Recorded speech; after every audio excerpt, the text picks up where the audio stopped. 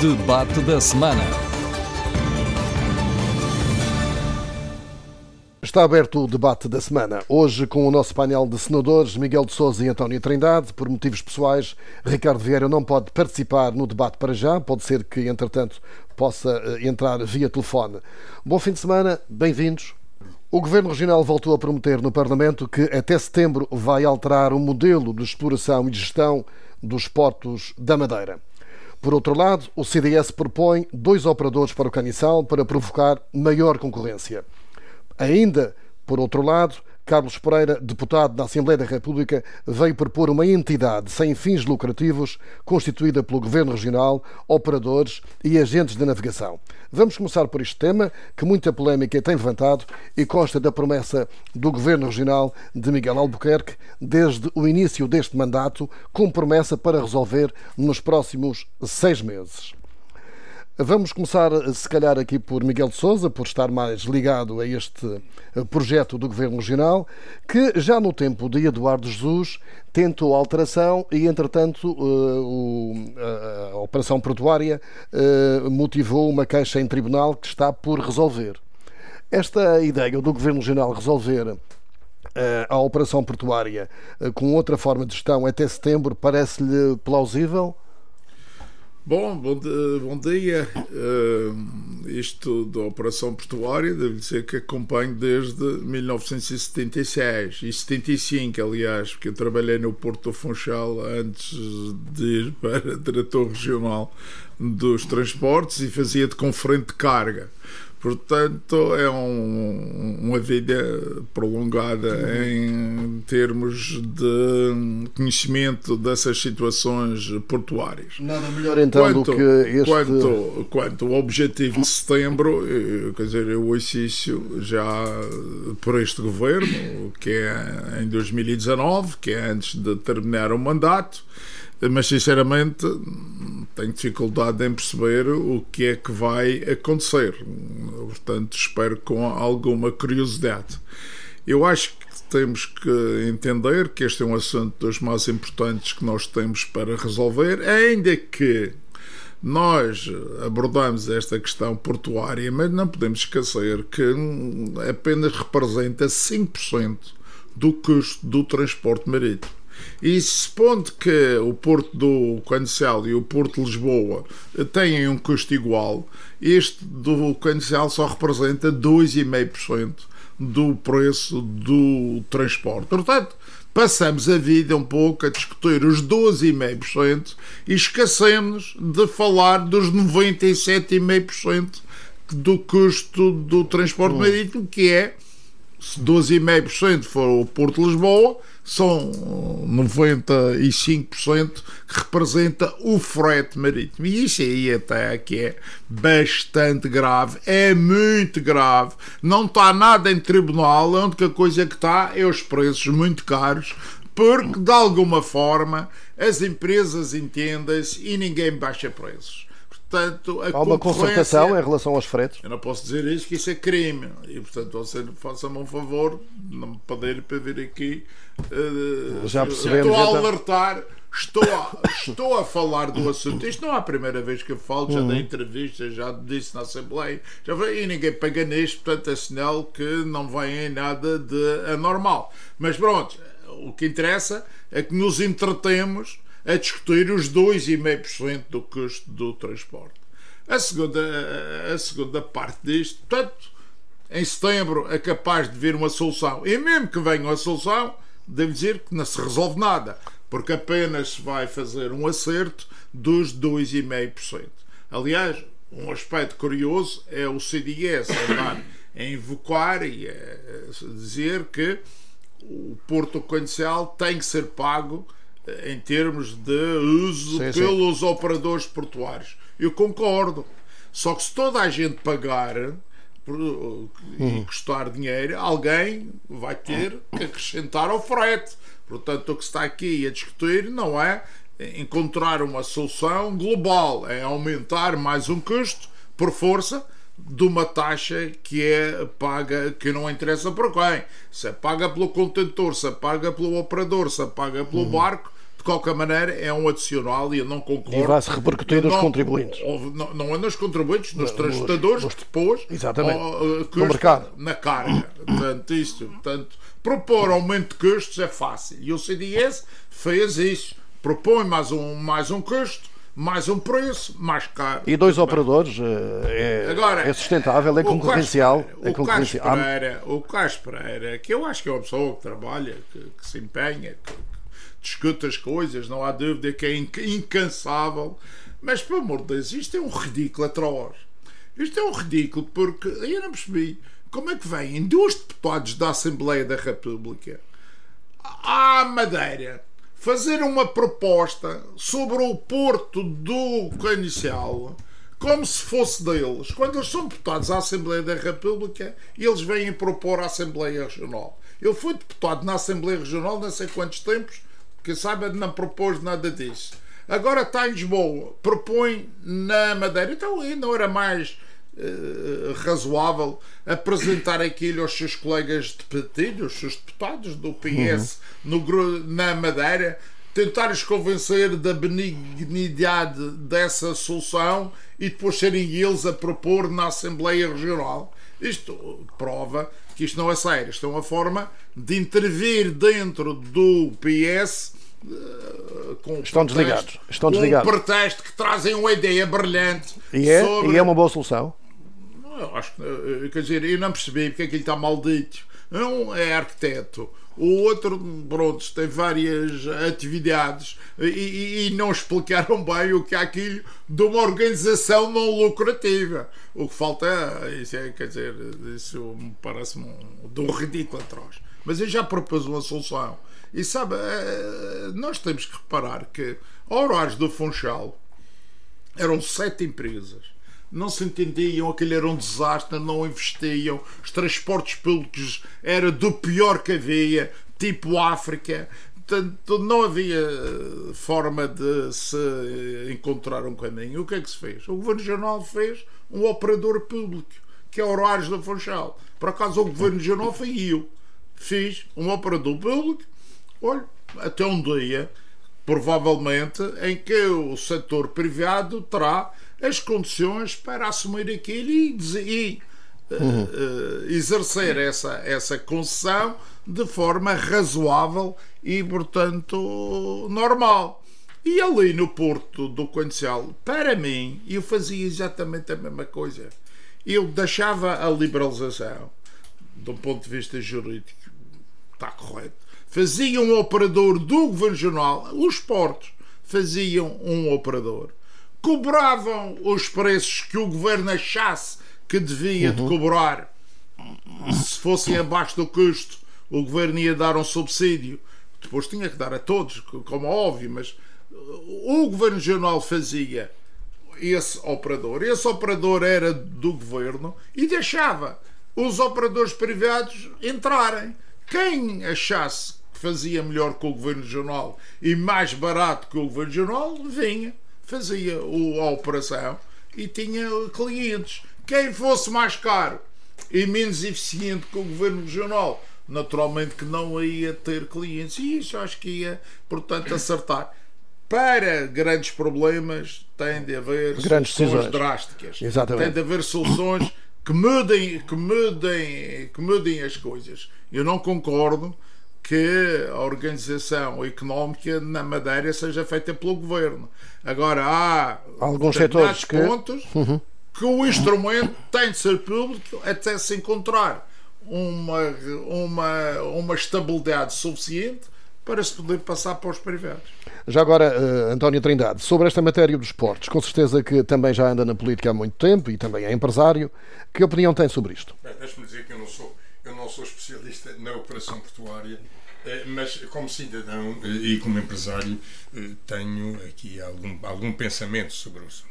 Mas em primeiro lugar, deixe-me dizer que o Dr. Miguel de Sousa revelou aqui os seus muitos anos de política, o traquejo de muitos anos de política, nomeadamente quando se vem referir aqui ao Carlos Pereira e ao Luís Vilhena, uma lógica de manifesta diversão sobre o assunto específico. Mas E eu julgo, quando se está a falar do operador portuário, tem que se falar, e parece-me que o tema que tem que ser trazido em termos políticos é o problema das acessibilidades, e não propriamente cada vez abordarmos ou um outro tema. Isto é o conceito global. E aqui há um ponto prévio. O operador portuário é escolhido pelo transportador. Isto é o que acontece. Quando temos, no momento presente, praticamente todo o tráfego marítimo ligado a um grupo que também é operador portuário, tendencialmente a situação fecha-se. E aqui, como solução, eu inclusivamente diria que estaria mais de acordo com aquilo que o Miguel de Sousa acabou de referir, do que propriamente encontrar aqui uma outra instituição com fins quase caritativos, que não é propriamente que não é propriamente aqui o objetivo, julgo que a Madeira precisa. Mas há um outro fator que nós podemos esquecer também. É que nós somos o problema da dificuldade em aferir os valores, ou portanto, a dimensão da aplicação de um princípio dos custos de insularidade e da continuidade territorial. Tem a ver também, e muitas vezes muito mais, com a dimensão do mercado, a dimensão da ilha, do que propriamente com os 900 km de mar. É porque nós somos uma ilha que estamos num fim de linha. Estamos no fim de uma linha com uma dimensão muito pequena e fora dos circuitos internacionais. Portanto, isto naturalmente faz encarecer a operação. Eu, quando andei mais envolvido na política, não só em relação a esta situação, mas em relação a muitas outras, digamos, onde a Madeira é efetivamente o cerne da questão, eu sempre entendi que antes de definirmos qual é a aplicação de um princípio de continuidade territorial, temos que saber exatamente quais são os efetivos custos desta descontinuidade e desta dimensão. Mas nunca falar de uma descontinuidade sem falar da própria dimensão do mercado. Porque só assim, e nessa exata medida é que se consegue aferir qual é a responsabilidade que se deve negociar e exigir a um país como um todo que tem efetivamente o luxo de ter estas regiões insulares, e por isso a própria operação portuária em si deve ser encarada no todo das acessibilidades, e aqui, como o Miguel de Sousa refere, não são os 2,5%, são os 5%, é os 100%. O que é que efetivamente faz? Há ineficiências no transporte, há custos exagerados do transporte marítimo. Estes devem-se aqui. E só depois de um levantamento exaustivo, objetivo e isento é que se podem abordar estes temas das acessibilidades. António Trindade quer significar com essa ideia que os portos deveriam ser também objeto de atenção por parte do Governo da República como um interesse comum do país? Eu julgo que é fundamental. Aliás, julgo que num dos últimos programas, nós, quando falamos tanto da economia do mar, as diversas dimensões que tem esta economia no relacionamento de um país com o mar, tem que efetivamente trazer à colação, trazer à discussão o que é o relacionamento entre uma plataforma continental e as suas regiões insulares. Porque só assim, e com uma comunhão de responsabilidades entre as entidades públicas nacionais e as entidades públicas regionais, é que se poderá saber qual é este custo efetivo da insularidade. Porque falarmos só numa lógica da operação portuária aqui, dos monopólios de transporte, o mercado também define muito, e isso nós temos que viver com isso. E até irmos buscar a mais-valia, Miguel de Sousa, que quem dá a dimensão marítima a Portugal é a Madeira e os Açores. Ou seja, também poderíamos eventualmente entrar nessa negociação. Quando tiver alguma riqueza evidente é que vai ser a discussão. Por enquanto é só custos, deixamos passar. Mas para além neste assunto estarmos completamente de acordo, um facto curioso, uma curiosidade para dar, é que eu pretendia ir domingo ver o Nacional ao Estádio da Luz, e o curioso é que o custo de uma passagem para ir a ver o Nacional e voltar são 585 euros. Ora, deve ser o preço mais caro no mundo, de certeza. Exatamente. Para ir ver o seu clube dentro do seu país. Dentro do seu país. É evidente, se for para ir ao estrangeiro, tudo bem. Agora, para ir ver o jogo de futebol do seu clube a Lisboa ou à capital, custa 585 euros, que é o que estão a Nem pedir. de Nova Iorque, nem de Nova Iorque a São Francisco. Não vai custar, que eles vão Nem ficar de Nova com o Iorque lugar a São vazio. Francisco. Eles vão ficar com o lugar vazio. Mas se pensarem em todos os outros depois, quando vão a qualquer lado ver um jogo, mesmo à Madeira, ninguém paga 585 euros. É claro. Mas há matérias realmente como esta da economia do mar que a Madeira e os Açores não foram valorizados exatamente por serem as regiões que dão a grande dimensão a Portugal na grande plataforma marítima que agora vai ser reconhecida até com maior abrangência. Tudo isto passa por negociação, por uma aproximação entre os governos que nunca se fez, António Trindade. Há falta de relações públicas, há falta de negociação, há muita politiquice partidária, digamos assim. Passa. E eu corro o risco de cometer aqui mais um devaneio. Eu julgo que em 2019, como em nunca, talvez tenha havido na história da nossa democracia uma ou duas situações onde isso possa ter acontecido.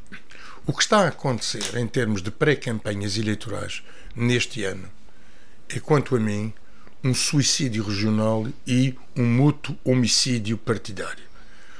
O não conseguirmos, nestes momentos, em situações, em áreas onde, já referi aqui, eu digo, há 3 grandes áreas de discussão e de necessidade de um grande entendimento regional: a saúde, as acessibilidades e o relacionamento institucional. São, para mim, 3 momentos, 3 pontos ou 3 áreas onde há que encontrar uma maioria consolidada. E o que se assiste no momento presente é o objetivo de atingirmos meras maiorias relativas, onde a solução de continuidade para a região vai ser efetivamente muito difícil. Eu, cada vez que lia, nestes últimos tempos, a formação de programas de governo na Alemanha entre um SPD e um CDU, se há 2 partidos efetivamente sejam manifestamente distintos, mas que tenham tido a humildade de encontrar os possíveis pontos de união para criar um governo que tem sustentado a Alemanha e tem mantido na fleuma da Europa, tem sido este ambiente. E eu julgo que o que está a acontecer em termos de 2019, com todo o diferente tipo de protagonismo, com todo o tipo de guerras internas partidárias, está efetivamente a levar a uma situação onde nós chegaremos ao fim do ano em situação difícil. Isto, eu não posso deixar de referir isto, porque isto é o que acontece internamente.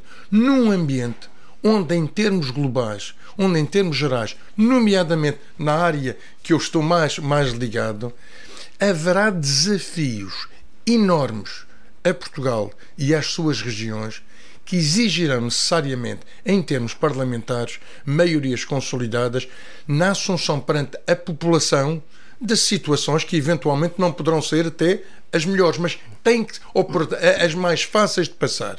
E que o Miguel de Sousa estava a referir agora, os 585 euros. Este é um exemplo típico, porque na realidade o Miguel de Sousa adiantou uma parte, porque na realidade pagou 271 euros, porque o resto foi pago, ou mais de metade, foi pago pelo Estado.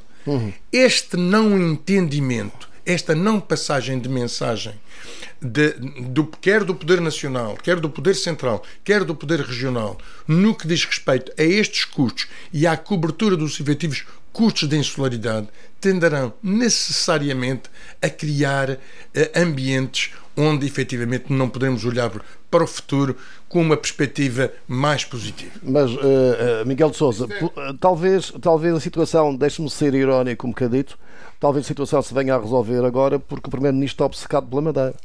Nesta situação pode ser que venha a resolver. Mas isto é um bocadinho, passando ao lado sério, porque o Primeiro-Ministro deve ter dito seriamente essa questão. Não, isso é a tal partidarite e a tal coisa que anda aí, portanto, mas o Ministro Pedro Marques vai sair agora, que vai para a Europa, pode ser que o próximo venha a ter um entendimento melhor com a Madeira, neste caso. Obviamente que isto é muito pessoal, da sua atitude pessoal, influencia muito, mas depois existe a orientação do chefe, e a orientação do chefe normalmente é que manda. Mas eu acho que aquilo que aqui foi dito, e eu acrescentava só à saúde e às acessibilidades, a educação, só que a educação tem sofrido pouco, tem-se aguentado, por isso o António não falou com certeza, porque se estivesse numa degradação também se tinha incluído aqui neste núcleo de áreas principais da nossa vida. Agora, o que é fundamental é que para uma região como a Madeira, como foi dito pelo António, no fim da linha, com muito pouca gente, já falamos disso, de muito pouca gente, até desta chegada de venezuelanos, que pronto, são mais 8, 10 mil pessoas, isto tudo vai ajudando a que haja mercado, mas continua a ser diminuto e sem portanto, relevância. Mas isto levaria, e tinha que levar, é que nós, pronto, cada um tem os seus partidos, cada um tem as suas cores. O Primeiro-Ministro até foi falar lá na cor dele, da pele dele, que não tinha nada para falar aqui, mas pronto, todos têm as suas cores, quer partidárias, quer de outra natureza.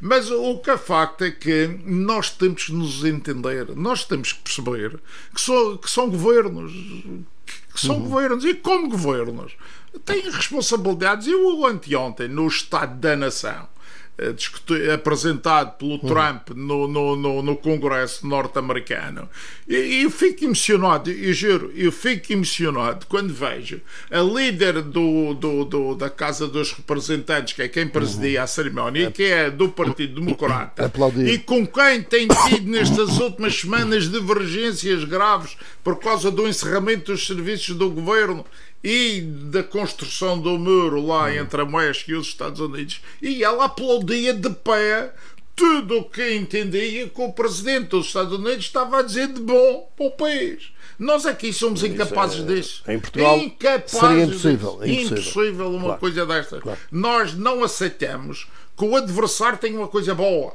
Nós achamos que tudo o que ele faz é mau, ou pelo menos tem grandes defeitos, mesmo que às vezes não se consiga, portanto, negar. E eu acho que chegamos aqui ao topo do ridículo, com esta coisa do 10 de junho.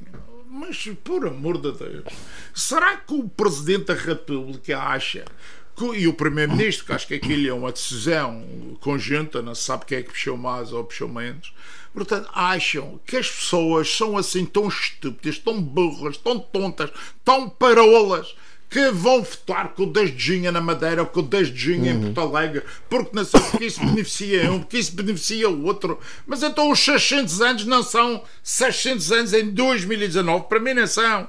E eu tenho uma coisa escrita sobre isso que agora não vou anunciar, senão o Diário já não publica. Mas portanto, o ano era este ano. Mas quem é que quer lá saber? E não há eleições em Porto Alegre. Então não há eleições no continente? Então se há eleições no continente, pode-se fazer no continente, mas havendo eleições na Madeira não se pode fazer na Madeira. O certo era ir fazer aos Açores outra vez, porque não têm eleições. Também tem as nacionais, também votam para a Assembleia. E isto é demais. Isto é chamar as pessoas. Anúncio adiantado. Isto é chamar as pessoas de tontas. Porque o 10 de junho este ano era na Madeira. E este anúncio adiantado, Miguel de Sousa, há um ano de distância, há um ano e meio de distância, parece um rebate de consciência, porque o anúncio é sempre feito em janeiro. E, entretanto, Marcelo Rebelo de Sousa veio anteontem anunciar rapidamente, parece que havia um rebate de consciência porque a situação não foi bem aceita aqui na Madeira. Isto é próprio desta consciência pesada, António Trindade, nesta questão. É isso. Ele quis logo resolver e dizer porque é que estava assim, e eles não gostam de deixar nada para o dia certo. Tem que ser de imediato. E portanto vieram logo dizer isso, pronto, já vai toda a gente ficar satisfeita, portanto não ficamos satisfeitos. E devo dizer parece que não foi. E devo dizer que eu discordo destas comemorações, seja em 19, seja em 20 ou seja em 18, discordo, porque nós não fizemos nada para descobrir a Madeira, nós madeirenses, porque o primeiro madeirense só nasce em 1425, portanto em 1419 não havia madeirenses. Como é que a gente está a festejar uma coisa que a gente não fez nada? Nós não fizemos nada. O que nós fizemos foi viver 595 anos em resistência permanente pela sobrevivência. Isso é que tem que ser comemorado. essa coisa os portugueses vieram aqui, não fomos nós nessa altura não éramos portugueses. Portanto, os portugueses vieram à Madeira em 1419. E o que é que tem com isso? Convenhamos que Portugal também deveria comemorar o facto de se ter aberto ao mundo. Eles deviam. Passaram a ser maiores. Deviam. Portugal passou a ser maior, deixou de ser apenas um retângulo e passou a ter regiões, abrindo outros mundos, e deveria estar orgulhoso disso, mas Portugal não se orgulha. Portugal não se orgulha muito com as regiões autónomas, António Trindade. Sempre foi um problema, enfim, não é deste governo. Há sempre, digamos, uma ideia de algum distanciamento e de pouco orgulho. Por exemplo, em relação às Ilhas Canárias ou em relação às Baleares, existe outra relação entre o reino, digamos, e as regiões autónomas. Há qualquer problema de relacionamento, que já vem se calhar do tempo de Salazar ou antes. Bem, temos escritores do século XVIII, do século XIX, jornais da época que falavam do grande problema que era, conforme Miguel de Sousa falava há instantes, resistir na Madeira ao afastamento e ao distanciamento. Não esquecer que o Franco saiu para a Guerra Civil de Canárias. Ele estava em Canárias a se preparar. E tem essa dívida com as Canárias. E o Salazar a nós acho que só devia uma perna partida, um braço partido. Dizia eu, António Trindade, se Portugal não tem orgulho nas suas regiões. Vamos lá ver, eu julgo que esse ponto não se levanta. Não se levanta até muito por distração nacional. Eu diria, não é Portugal em relação às regiões.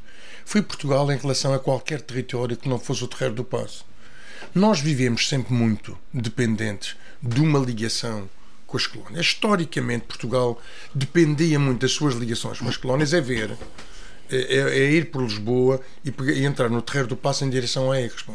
O que se sentia, a própria cidade de Lisboa sempre se desenvolveu para o interior, porque tudo o que era desenvolvimento de ligação ao exterior era feito nos cais todos do Terreiro do Paço para cima, para mandar produtos acabados, tendo recebido matérias-primas. E esta relação fez com que a relação de Portugal com todos os ambientes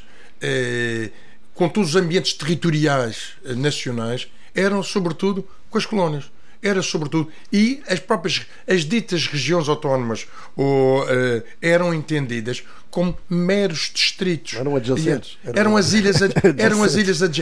ilhas adjacentes em tudo. E ali, historicamente, se teve muito. Repare, vamos lá ver. Não era só em termos públicos, era em termos privados. Você sabe quando é que foi feito o primeiro investimento privado na Madeira? Só no fim da década de 60, uma coisa diabólica que foi a Matur, que foi a Grão-Pará. Porque até à altura, os únicos investimentos privados que se faziam eram o quê? Era a banca. Era a banca que veio e vinha comprar a banca regional, porque evidentemente havia excesso de liquidez na banca regional e tinha que ir encontrar colocação das suas aplicações na banca nacional. Em termos de responsabilidade, sempre se olhou para a Madeira e para os Açores com esse conceito adjacente de uma ligação onde não havia. Há uma personalidade que nós não podemos deixar de esquecer, e aqui até a minha relação pessoal com ele me faz lembrar muito de ter sido o primeiro homem que, em termos da história da democracia, teve de respeito perante as regiões, que foi António Guterres. António Guterres foi o primeiro-ministro que olhou para as regiões autónomas numa lógica de percepção do que é o valor necessário para o país, de quais são as mais-valias que dá o país e, sobretudo, a responsabilidade que o país tem para estas regiões. E vê-se, quer em termos políticos... Não, mas repare, eu estou a falar em termos especificamente de Madeira. Não, porque, vamos lá ver, conhecendo melhor o António Guterres, ele tinha muito bem formulado o que era efetivamente o relacionamento de um país com as suas próprias regiões, nomeadamente com as suas regiões autónomas. O António Trindade falou, e se me permite agora recordar só, no meu plano pessoal, que passei a vida numa empresa pública, ou duas empresas públicas, RDP e RTP, falava do olhar das empresas mesmo para a Madeira e para os Açores no plano privado, mas no setor público. Eu só vou lembrar uma coisa, e dá para perceber. O telejornal ainda hoje é feito com captação de imagens por cassetes. e quando foi em 2005 para responsável da RTP, prometeram-me que iam resolver tudo, que era um dos aspectos que eu pretendia. Estamos em 2019, o telejornal é captado por cassetes e quando as pessoas veem algumas interferências na imagem, aquilo é devido ao mau estado das cassetes. Na Madeira e nos Açores ou só na Madeira? Só na Madeira. Claro. Os Açores resolveram o problema o ano passado. Eles resolveram, não, porque eles não têm capacidade para os Açores resolver. ficou resolvido. Neste momento é a Madeira ainda que tem captação por cassetes e nós vemos as interferências na imagem. Passemos à frente, isto dá para perceber a forma. É um exemplo importante a ter, e sobretudo se há um tratamento diferenciado. É aqui que nós temos que pedir, é aqui que o madeirense tem que pegar e denunciar todo este tratamento diferenciado entre regiões. Denunciar, mas numa lógica de levar a resolver o problema. E quando se estava a falar agora dos 600 anos, vamos lá ver. O que é que nós preparamos em termos de Madeira para levar um pacote da programação, um pacote de sugestão para o 10 de junho? Que eu tenha lido, que eu tenha sido informado, não aconteceu. Espera-se sempre que seja efetivamente o Estado, o país a tratar do assunto. Mas não é. Com comissões criadas. Da Assembleia mas, Miguel de Sousa, deixa-me só. Levámos um pacote, levámos a capacidade que a Madeira tinha para poder fazer esse 10 de junho, antes mesmo de tomadas as decisões, nos momentos onde naturalmente se andava a discutir qual a região. É também esta nossa falha. Eu discordo, efetivamente, que as cerimónias do 10 de junho não sejam feitas este ano na Madeira.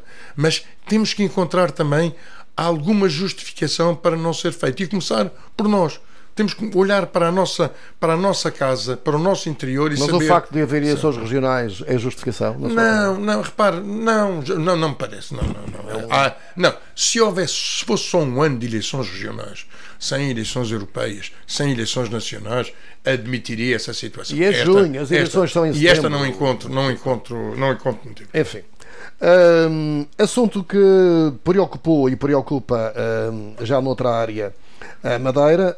Vamos deixar os portos, ficou a ideia aqui com os dois em consonância de que a solução poderia passar por um operador público. É evidente que o Governo Regional tem um problema para resolver do Governo.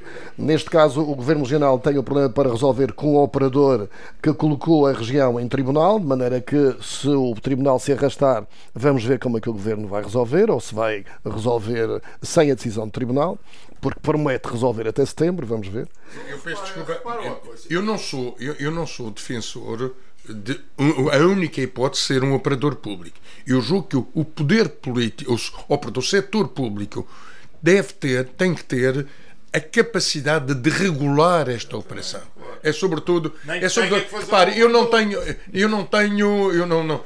quereria só como uma única oportunidade, um único objetivo ser o governo, mas a capacidade de regulação sobre a operação portuária é que essa sim devia existir e ter instrumentos suficientes até para poder medir depois a própria aplicação do princípio da continuidade territorial. Tem que haver uma instituição isenta que nessa altura faça a abordagem perante os custos das acessibilidades e não propriamente só da operação portuária. Digamos, esta instituição reguladora deste relacionamento é que é fundamental existir.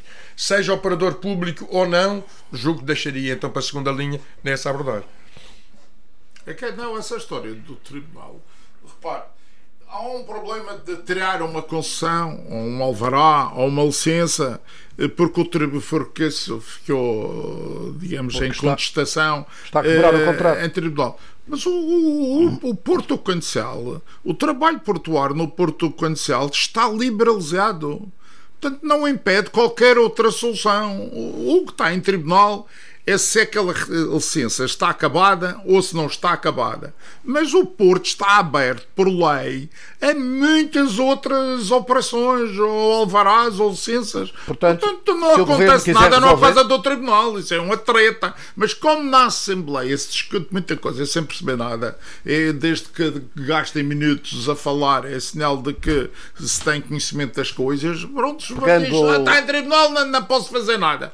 Mas então, Pegando na sua expressão, se não se resolve nada, acrescento eu, é porque o Governo não quer resolver? Não, se ele disse que ia resolver até Não, setembro. já passaram como 3 em anos. Portugal, Já passaram como em 3 anos. Portugal, nada se resolve em tribunal antes de 10. Se dizem que vão ter uma solução até setembro, é que vão ter uma para além do assunto em tribunal. Mas porque isto- se for para esperar pelo do tribunal, é 10 anos. Mas este era ou um a objetivo, média um de- objetivo deste mandato. É evidente que ainda faltam 6 meses, Eu não mas sei, já Paulo. passaram 3 anos. Vamos Gabriel, para outro tema. Só para terminar, tínhamos a consciência de uma coisa. Quem escolhe o operador portuário é o transportador.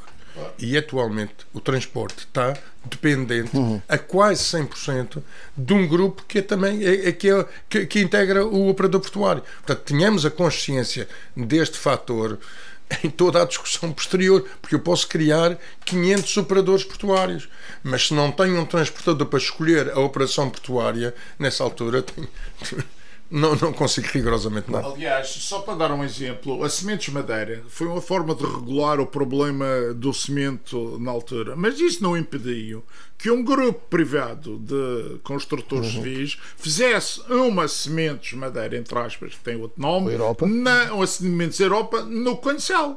Não houve impedimento e a Sementes Madeira trabalhou regulando e a Sementes Europa trabalha, portanto isso não tem problema. Haver um operador público serve para acalmar as coisas, para pôr as coisas mais dentro dos eixos do que normalmente fica quando os privados estão sozinhos. Assunto preocupante esta semana foi a falência da companhia aérea Germânia, porque se repercute em 106 mil turistas que deixam ou poderão deixar de vir para a Madeira se não for encontrada uma solução. António Trindade, este é seu tema.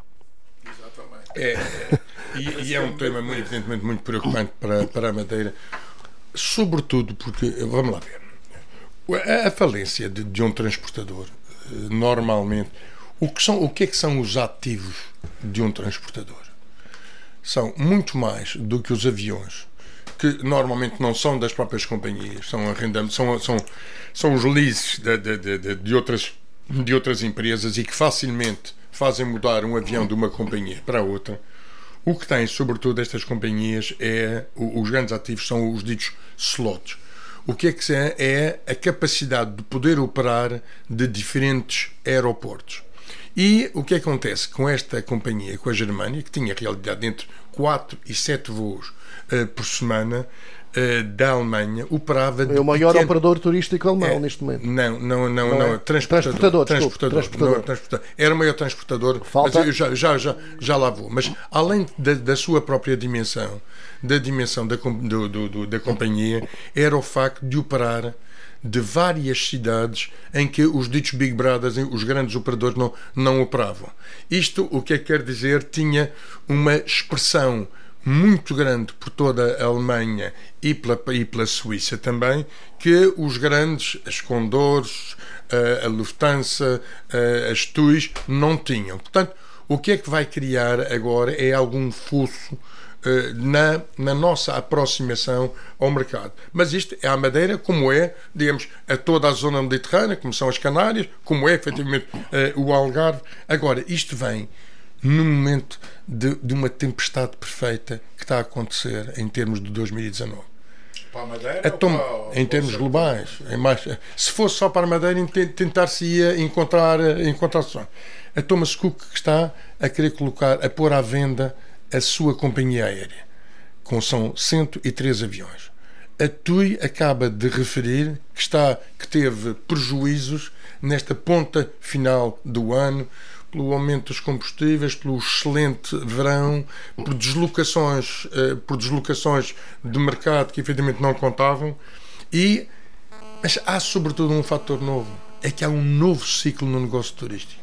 E isto, digamos, os operadores que estavam habituados a mandar clientes uma semana ou 2 semanas nos seus charters, com tudo arregimentado, são confrontados com os grandes desafios dos novos transportes e do novo modelo desconsolidado de reserveiro, onde os Airbnbs, os alojamentos locais surgem, onde as low cost surgem. Tudo isto aparece ao mesmo tempo. E quando estamos a falar em termos de dimensão, vale a pena dar aqui alguma noção de quantidades. Sabem quantos aviões tem a Ryanair? 400. Portanto, estamos a falar de companhias que têm sensivelmente 12 vezes ou 13 vezes uma Germânia, têm 4 vezes uma Thomas Cook, têm 3 vezes uma TUI. Portanto, este fenómeno da alteração de conceito de férias, a alteração de viagens, evidentemente está a pôr em causa, sobretudo, frequências para destinos como a Madeira, que sempre viveram num ambiente do negócio tradicional. Isto quer dizer que, até há muito pouco tempo, mais de 80% dos turistas que se deslocavam à Madeira deslocavam-se em ambiente de pacote turístico. Não vinham em compras desconsolidadas. E isto aqui, efetivamente, é complicado. Esta Germânia era uma companhia low cost. Era uma companhia que se colocava no mercado e toda a gente podia comprar bilhetes. Inclusivamente, deveria ser a companhia que mais abastecia o alojamento local, porque permitia venda de diversas origens, mas não tão ligadas a uma verticalização do negócio, como uma Thomas Cook com a Condor, como uma TUI com a sua própria TUI.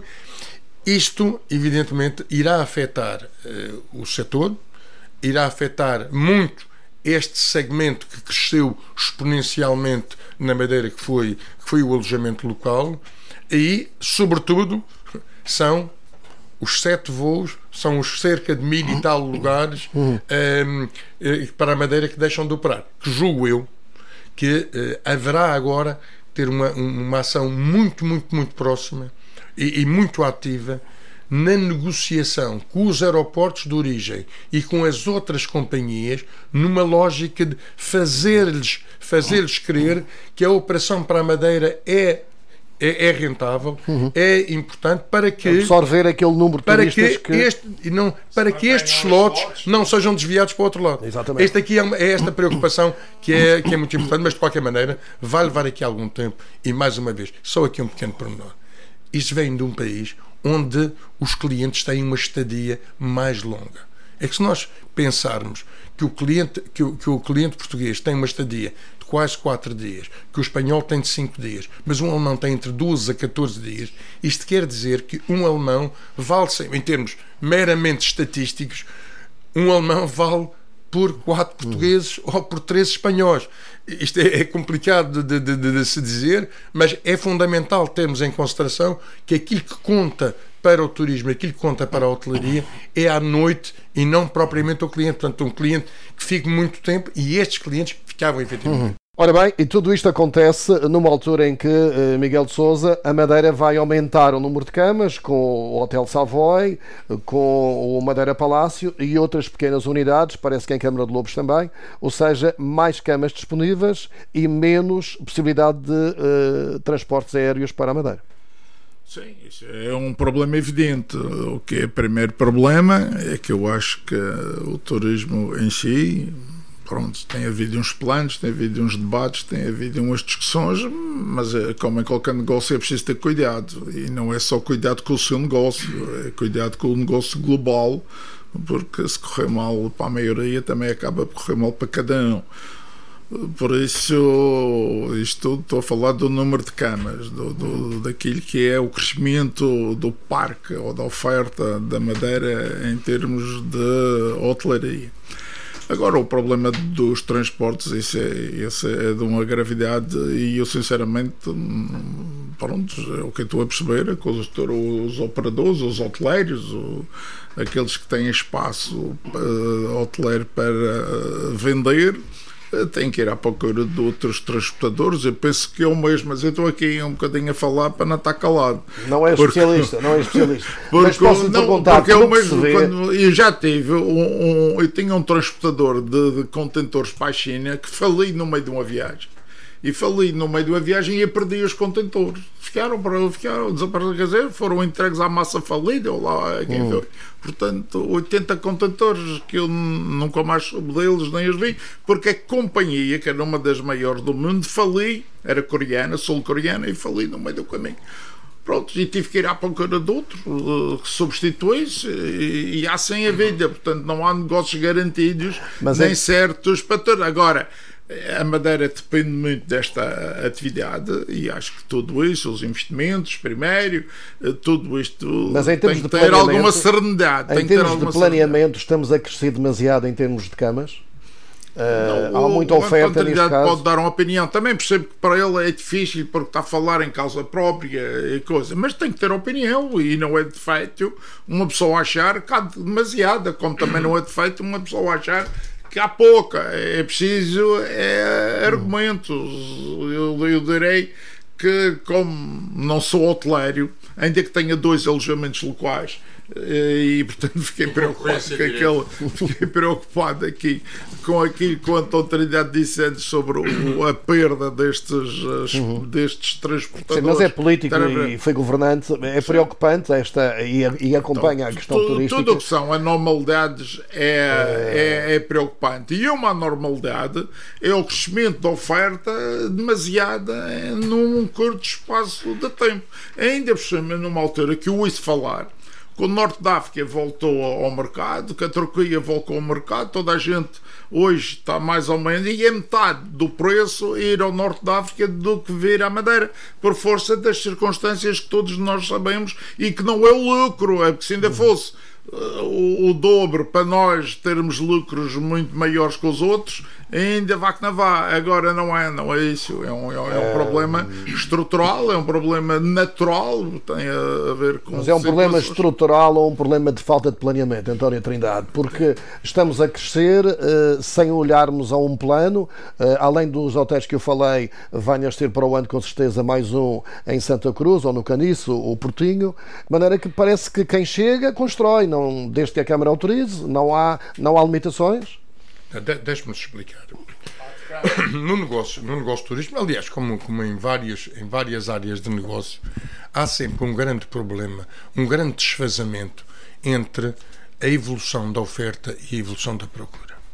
É que, enquanto a evolução da procura, e sobretudo em termos turísticos, e vejamos agora os exemplos do Norte da África, da Turquia, como referiu Miguel de Sousa, acontecem em intervalos de meses, o fazer um hotel demora sensivelmente 5 anos. Entre o início, o pensar, comprar o terreno, fazer projetos, construir e pô-lo no mercado demora. Ora, isto exige de quem está efetivamente ligado à oferta tenha aqui alguma componente de visionária e saiba e possa fazer estudos, digamos, previsionais do que é que pode acontecer a 5, a 6, a 7 anos, o que é manifestamente, o que é cada dia mais difícil, dada a evolução, a rapidez da evolução do mundo. Ora, o que é que acontece? Neste caso, estamos a assistir a um momento exato do grande desfazamento entre o crescimento da oferta e o crescimento da procura. Mas o não termos ainda conseguido tratar de um problema fundamental para a Madeira, que é o problema do seu aeroporto, que é o problema da acessibilidade do aeroporto, o problema, digamos, da despenalização natural que este aeroporto tem, vimos, entretanto, crescer o mercado num momento onde, fruto dos ambientes negativos da bacia leste do Mediterrâneo, o que é que acontecia? Houve aqui um crescimento de mercado muito grande que levou toda a gente a pensar em aumentar, em construir, e o que acontece? Todas essas decisões cuja projeção acontece em 5 anos faz aparecer todos estes projetos numa fase já de decréscimo de procura. Isto tem a ver com a sua pergunta no que diz respeito ao próprio planeamento. O planeamento tem que ser feito muito pelos empresários, mas os planos de ordenamento, e estou a falar planos de ordenamento territoriais, plano de ordenamento turístico, plano de ordenamentos comerciais, têm que ser suficientemente dinâmicos e devem ser sempre acompanhados. Tem que haver comissões de acompanhamento, mas essas comissões têm que ter uma informação externa. Não é só, e isto tem sido sempre um dos grandes problemas do próprio tecido empresarial português e madeirense, nós vivemos sempre muito fechados sobre nós próprios. Nós não vamos ao mercado saber o que é que está a acontecer. Nós vivemos muito mais vivemos das informações que vamos obtendo cá dentro, dos nossos concorrentes, nomeadamente, do que propriamente ir ao mercado saber o que é que está a acontecer. E isto, na Madeira, e julgo que em termos dos próximos 2 a 3 anos, estão a acontecer. Porque a evolução da procura, naturalmente fruto não só das particularidades das acessibilidades e do aeroporto regional, como também deste ambiente, dos constrangimentos que advêm destas deslocações de tráfego, dos ambientes internos de cada um dos países, de cada uma das origens, que leva, não nos esqueçamos, que da Alemanha é a terceira companhia a falir nos últimos 2 anos. Faliu uma outra companhia inglesa. O que acontece? E houve 2 que saíram devido ao nosso aeroporto, devido à meteorologia. E essas é que são ainda mais graves. Exato, a repercussão que isso poderá vir a ter. Porque são essas, nomeadamente, há um caso da Vueling, do Grupo Ibéria, onde eu particularmente defendi que é fundamental para a Madeira a criação de novos hubs de ligação ao mundo, que era Barcelona. Essa companhia saiu pelo problema do aeroporto. Ora bem, em termos de temas pessoais, que haveria que dar uma chega aqui, conforme é normal, Miguel de Sousa falou-me na questão de um iate que aqui esteve para atracar, um iate de 100 metros, e que eu coloquei a questão, como é que é possível o Porto do Funchal, com apenas 2 navios acostados, não ter espaço de segurança para um iate de 100 metros. O que é que se passou? O Porto é muito... Isso irritou-me ver aquela notícia, porque aquilo é de uma infelicidade. Alguém, por ineficiência para com o barco, tentou se justificar no diário com histórias da carochinha. O Porto tem mais do que espaço para o navio encostar e, portanto, fazer o seu abastecimento. Mas o navio preferia ficar fora? Não, o navio preferia ficar fora porque o navio é muito caro. Aquele é um iate de luxo, com um patrão muito conhecido no mundo, e o comandante não quis que agora é proprietário do Ritz. Como? Que agora é proprietário do Ritz. De uma parte, acho que é. Pronto. Não sei, mas pronto, é capaz de ser. Ora, o que acontece é que o Porto Funchal tem defensas que têm, por causa do tamanho dos navios e da necessidade de aguentar com aqueles navios muito grandes, tem uma rede metálica à volta da defensa que é de borracha. E ora, todos os barcos encostam ali, todos os barcos encostam no molho todo. Este comandante, e bem, talvez, não sei, se o barco fosse meu, também. Portanto, não quis encostar para evitar riscar o casco do barco. E só há um lugar onde é possível encostar, afastando as defensas que estão lá, e portanto não tendo esse risco. Só que nesse dia o AIDA estava encostado a essa zona e portanto ou o navio encostava às defensas normais. É preciso reparar que a maior parte dos iates trazem defensas próprias e, portanto, com as suas defensas junto às defensas metalizadas, digamos, para estar protegido e não há, portanto, o problema. E este barco é tudo de luxo, mas não tem defensas próprias. Portanto, tinha que encostar às defensas do... E então, como o AIDA tem uma reserva há 2 anos, portanto faz reservas há 2 anos, o barco tinha avisado que vinha à Madeira uma semana antes, já vinha a caminho, quando avisou que ia parar aqui para, portanto, abastecer, é natural que teve que chegar, que teve que esperar. Mas olha, ele podia ter ido ao Cancelo abastecer. Ele podia ter ido ao Porto Santo abastecer, só que tinha o mesmo problema, que as defensas têm as redes metálicas e ele não quer riscar o barco. Se você for perguntar às pessoas que estão na Marina, também ninguém vai encostar aquelas defensas para não arriscar o seu barquinho. Já percebemos o que aconteceu. António Trindade, tema pessoal desta semana, posso recuperar aqui o seu desabafo sobre a situação do Hospital dos Marmeleiros e que provocou uma imensidade de opiniões nas redes sociais, um problema pessoal e que só quem passa por lá é que pode realmente avaliar o estado da situação. Não é pessoal. Não, foi um problema pessoal neste caso. Eu expus como problema pessoal e como alguém que julgo ter o direito de poder escrever no meu post de Facebook, e foi efetivamente levar um estado de alma que senti. Eu julgo que transmiti aquilo que senti nas diferentes áreas e sobretudo, pretendi transmitir a quem responsável digamos, pelas distrações que têm acontecido. Eu julgo que está tudo neste post e os ouvintes que me quiserem ler, estará disposto no meu post de Facebook. Mas aqueles que não têm Facebook, só para ficarem a saber o que se passa, era a situação degradante e o estado do Hospital dos Marmeleiros. É o estado degradante, do Hospital dos Marmeleiros, sobretudo perante passar pelas corredoras, ver as enfermarias cheias, num ambiente de tratamento, de uma dedicação enorme por parte da classe médica e por parte da classe de enfermagem, mas que efetivamente houve um estabelecimento esquecido. E é por esquecimento que eu referiria uma mensagem que me chegou no entretanto e que me dizia o seguinte: em 1995, um relatório pedido pelo Governo Regional definia a necessidade de um novo hospital por causa dos marmeleiros. Não havia dinheiro. Em 2002, é decidido pelo Governo Regional programar um novo hospital, pois os marmeleiros não tinham recuperação possível. Em 2007 está finalizado o projeto. É adiado e em 2011 o Governo Regional suspende tudo. Não há dinheiro.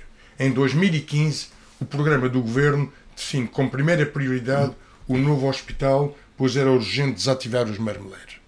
Em 2019 eu entro naquele hospital e constato efetivamente o que constatei. O estado de degradação. E isto tem a ver sobretudo com uma coisa.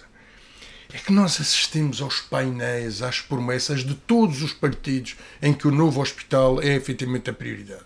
Bem, nós temos uma pirâmide etária totalmente invertida na Madeira.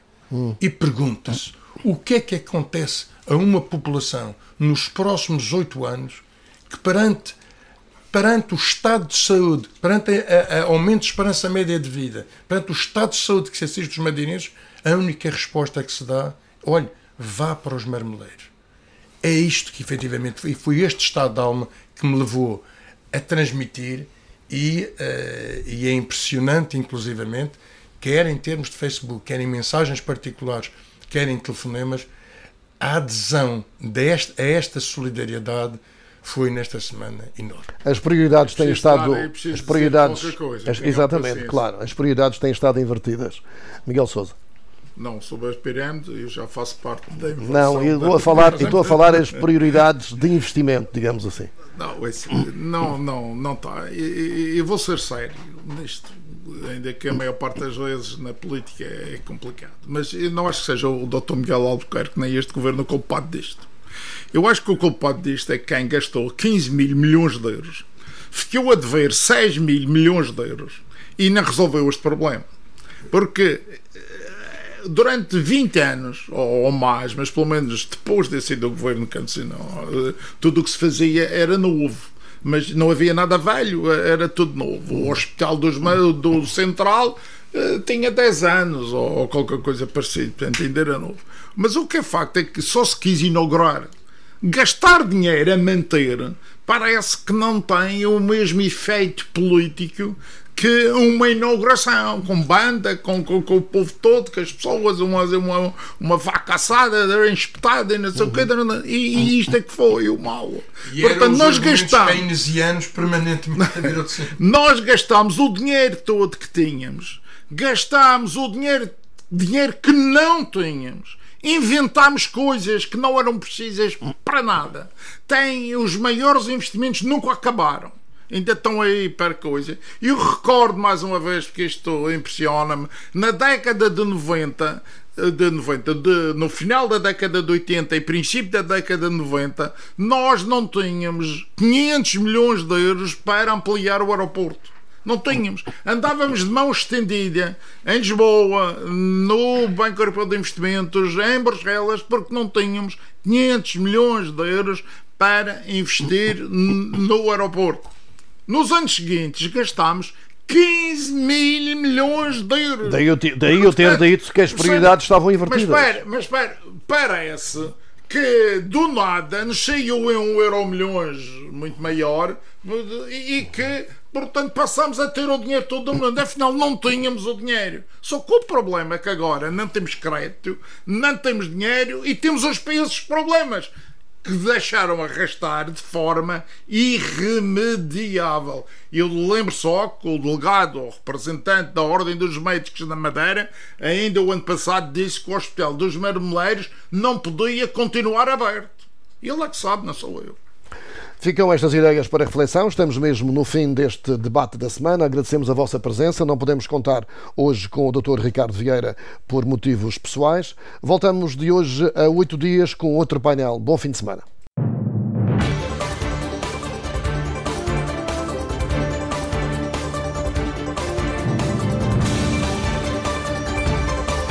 Debate da semana.